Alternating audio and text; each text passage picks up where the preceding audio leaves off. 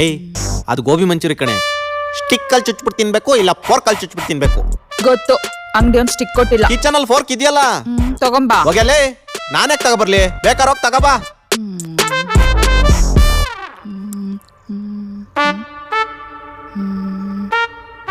ಕೈ ತೊಳೆಯಕ್ಕೆ ಇವಾಗ ಯಾವಳು ಎದ್ದೋಗ್ತಾಳೆ?